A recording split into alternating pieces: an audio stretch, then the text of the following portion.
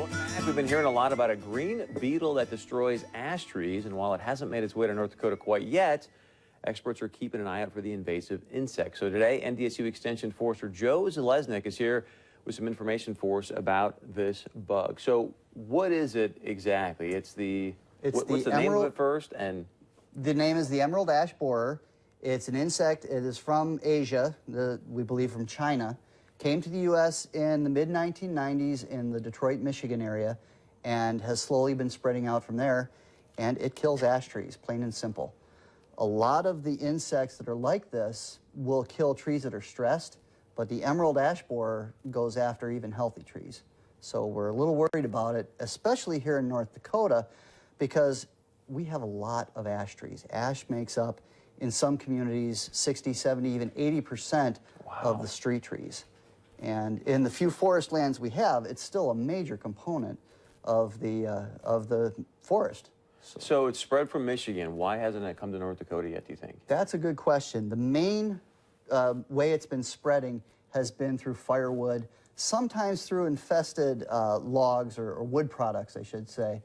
But mostly it's been through the spread with firewood, people moving it from one place to another. On its own, it only spreads a half a mile, maybe as far as 10 miles in a year. But as I like to say, it travels at 55 miles an hour in the back of somebody's truck.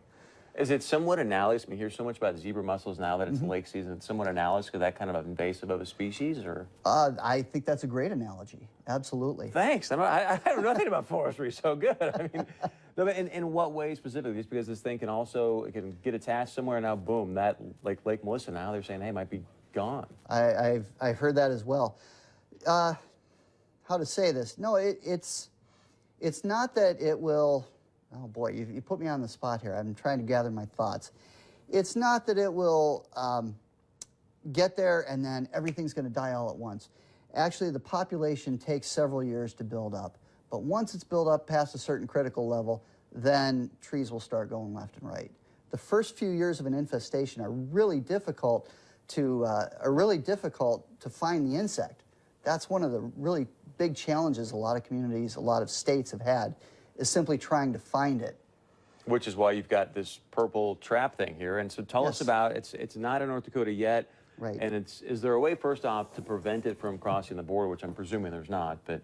No, there's really not. There are some messages we like to have out there, such as burn it where you buy it, don't move firewood. That's really the main message we're trying to get across to people. But the reality is it can spread on its own, and sometimes people don't even know they have infested firewood. In terms of detection, the State Department of Agriculture and a lot of their colleagues and cooperators have a trapping program, or leading the trapping program along with federal groups. And they're using these big purple traps, sticky triangle, purple prism traps. Normally this is really sticky on the outside. And they'll hang this from a tree, and there's a lure that goes down inside of here. Can't really show you right now. But that is what was being used. There have been about 500 of these throughout the state over the last several years at various campgrounds, the rail yards here in Fargo and other communities.